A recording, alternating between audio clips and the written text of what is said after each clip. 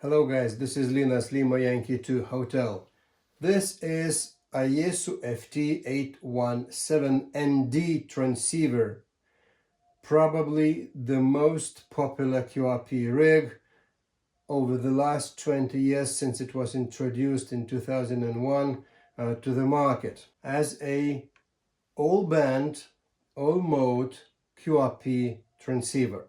First, it was introduced as FT-817. Then in 2004, it was upgraded to FT-817ND. Then in some 2018, probably, there was another incarnation released to the market like FT-818.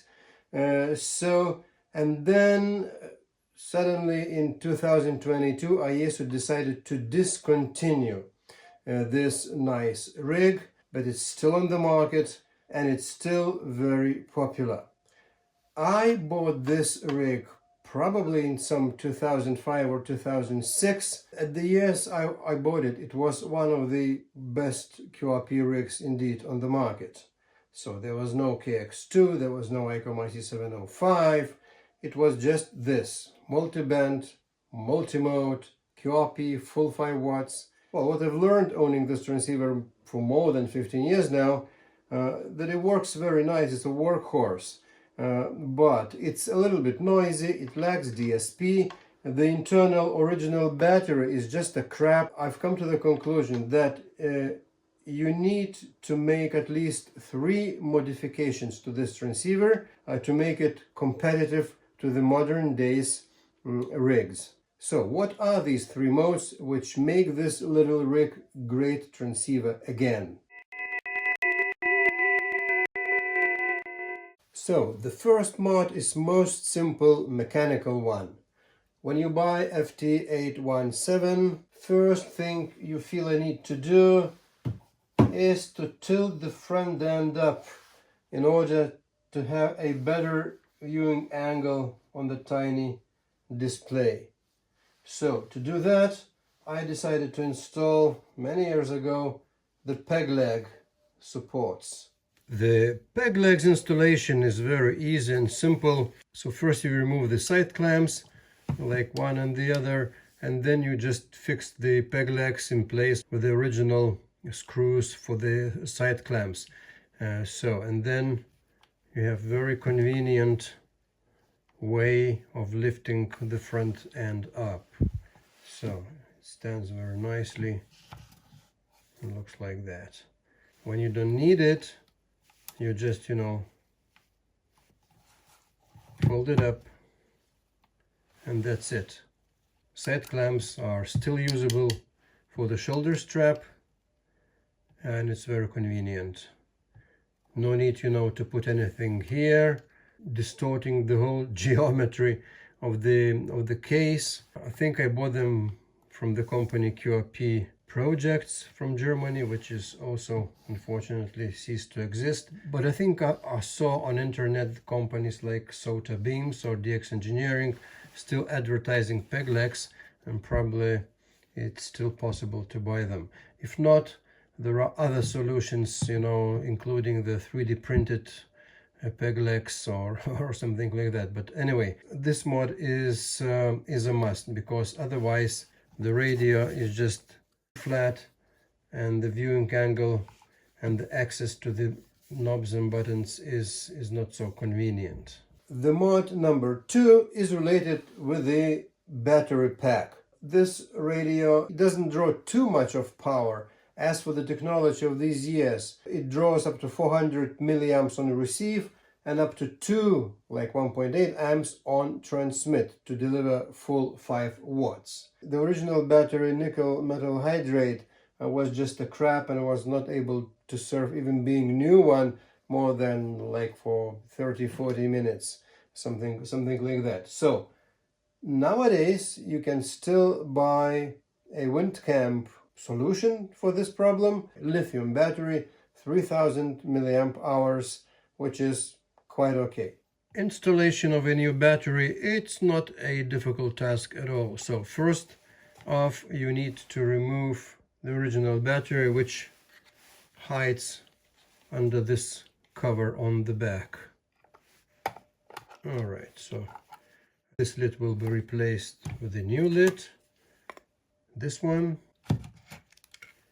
So here's the original battery, nickel metal hydrate battery, 9.6 volt, 1.4 amp hours only, and it will be replaced by this smaller and much twice as powerful battery pack, 3 amp hours versus 1.4 amp hours, and it's 11.1 volts.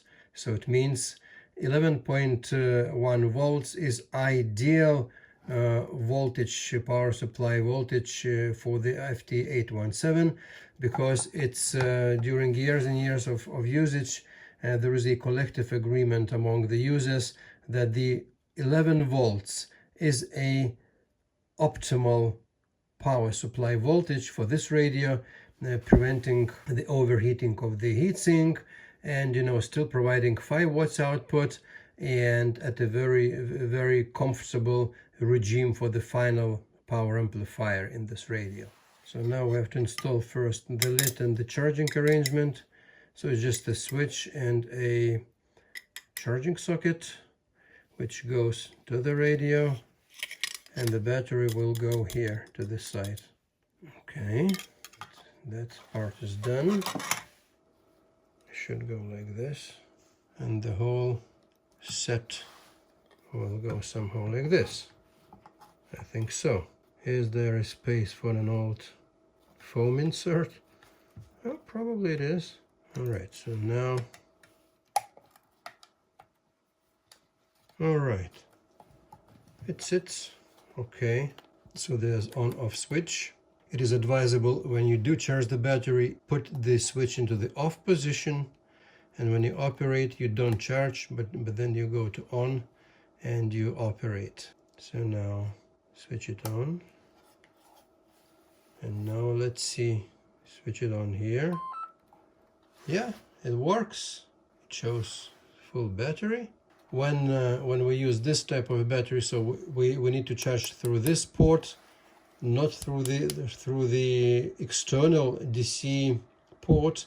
This port for charging is not going to work anymore, and this charging arrangement where you could before put 10 or 6 hours for charging, it does not valid anymore. If you want to use the external power supply after installing the new modification of WindCam battery department, so you need to put the battery switch to off, then connect the external power supply, and then switch the radio on. So, and there's no charging function going on anymore through the external power supply. If you need to charge, you need to connect the lithium battery charger here. I'm personally using my lithium ion battery charger, 12.6 volts, which I normally use with my KX2 or other lithium ion battery. If you don't need the external power supply, you turn the radio over, switch the battery switch into the on position, and then the radio runs from the battery. So it shows 11.1 volts.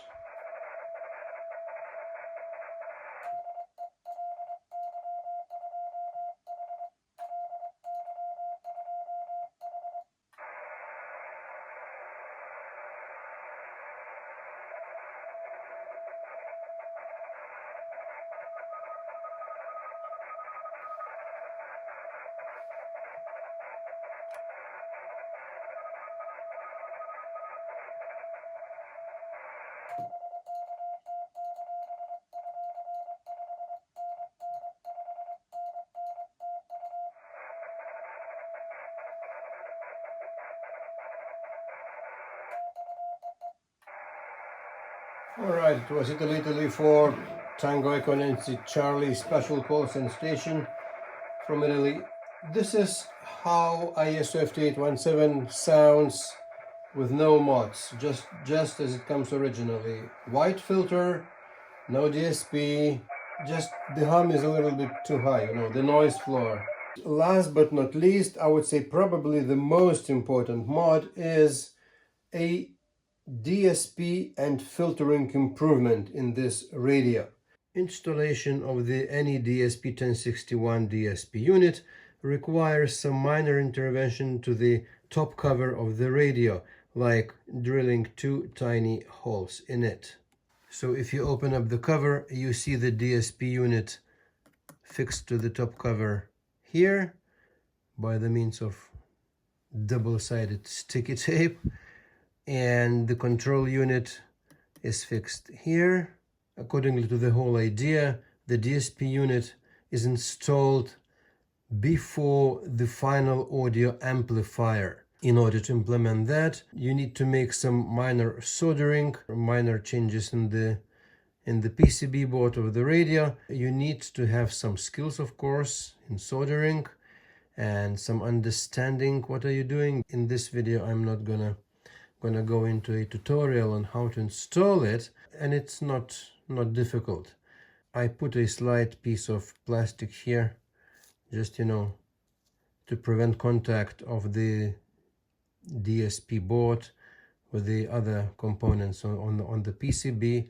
As it comes to the filtering, installing a CW narrowband filter is a real improvement in a quality of the receiver. So normally it's also a very quick work. You need to buy this filter. It's a Collins mechanical filter under the label of ISO XF115C. C means for CW, 500 Hertz.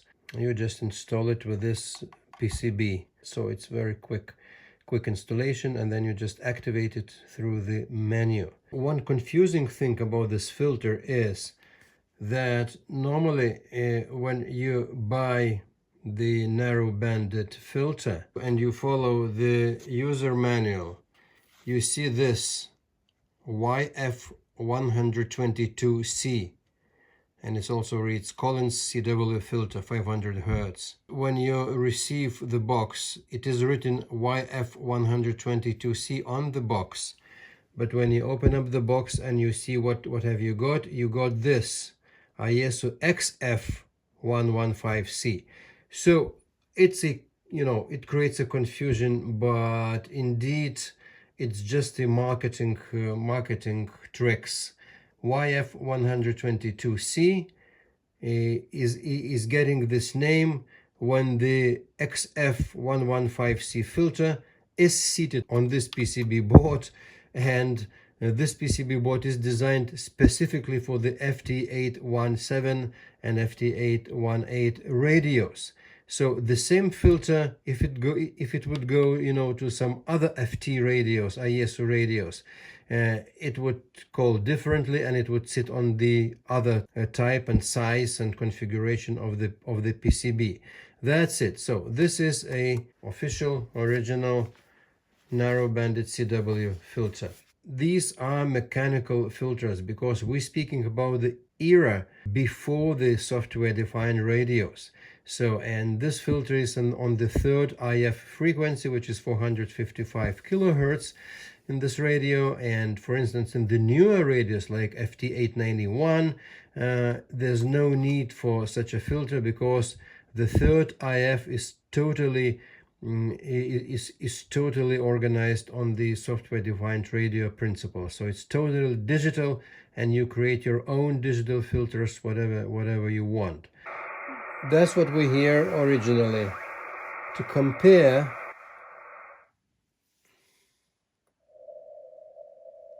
all right, so if we compare the noise floor level on FT-717, the latest and greatest fully SDR ISO radio, we hear much lower noise level, noise floor.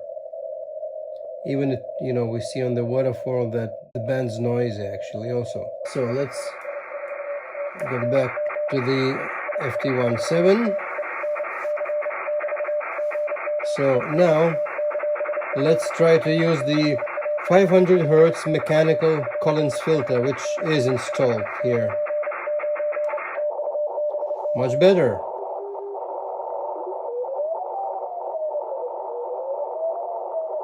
The nearby working station's influence onto the signal is much less now, is much less. Okay, now let's try to engage the DSP. Much better. It does not probably improve much the dynamic range of the radio. It's still susceptible to the strong nearby signals. But the hum, the noise level, the general filtration, much better now to my mind. And that's on the very minimum DSP regulation. So this is with DSP and the narrowband filter. This is without DSP with narrowband filter. And this is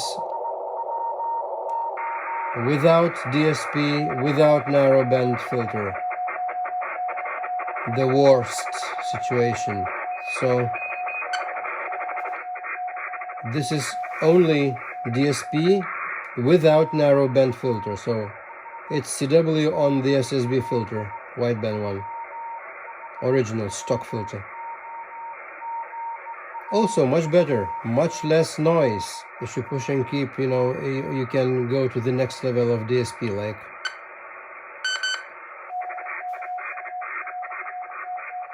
No, it's even more.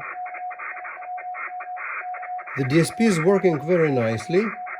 Does not create distortions. Level 1, level 2, it's completely okay. So no DSP, no filtering. Just filtering. Much better. DSP, even better. So with this, I think not much difference from FT-710.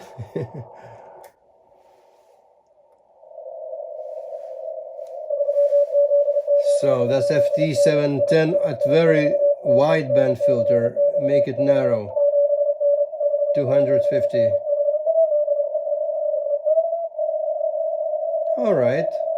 FT-710 is absolutely proof for the strong signals nearby. Doesn't matter. No these, clicks or something like on this radio. But guys, I think it's a very good result for ISO FT-817. These mods make it, actually great radio again.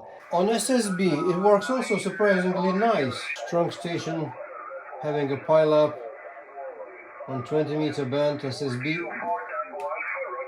with DSP. And here's without DSP.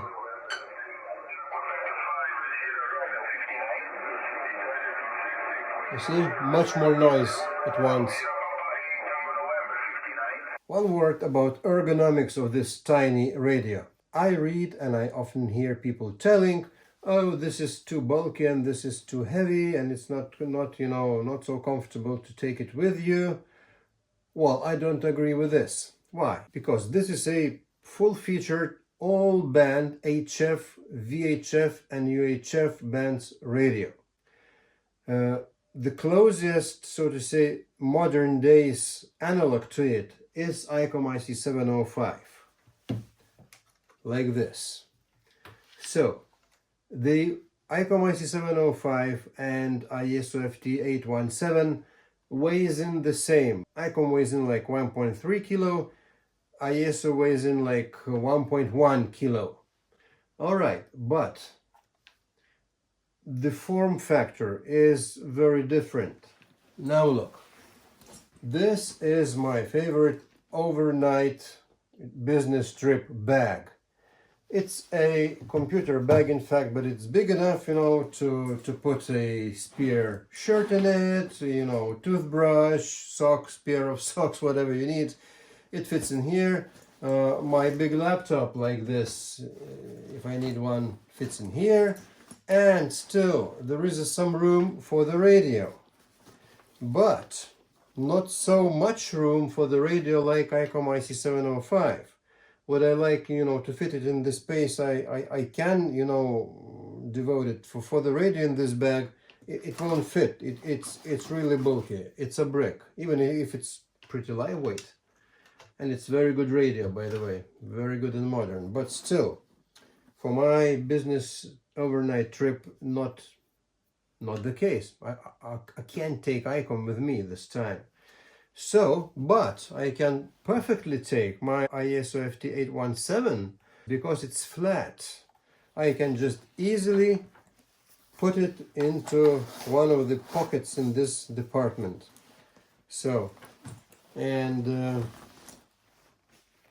so it sits in this department flat and nothing much protruding, you know, not creating any problems, just 1 kilo of weight. So I can close it up and it's okay. It's easy, you know, to display if you need, you know, to show it at the customs or in the airport. So it's easy to take it out and to show, to explain everything. For me, like a business traveler, right? For the short, lightweight business travel, short-term business travel, this radio is still okay. Alright guys, so that's my story about my good old trusty ISO FT-817 radio, which with just few improvements made this radio great again. So tell me, what do you think about this radio? You most probably might have one, so tell me please in the comment section what's your experience. Do you use it? Have you made all the mods and still use it, or you stopped using it because so many new radios and very nice radios, you know, appeared on the market? I think that this is a very good idea, you know, to make mods and to still use older radios. If I wouldn't have one, I would look into the rallies, into the flea markets, in you know, anywhere you can buy it, and I would buy one. That's it for today. Thanks for watching. Please consider subscribing if you like my videos, and see you in my next video. 73, this is Linas, Lima Yankee 2 Hotel. Cheerio!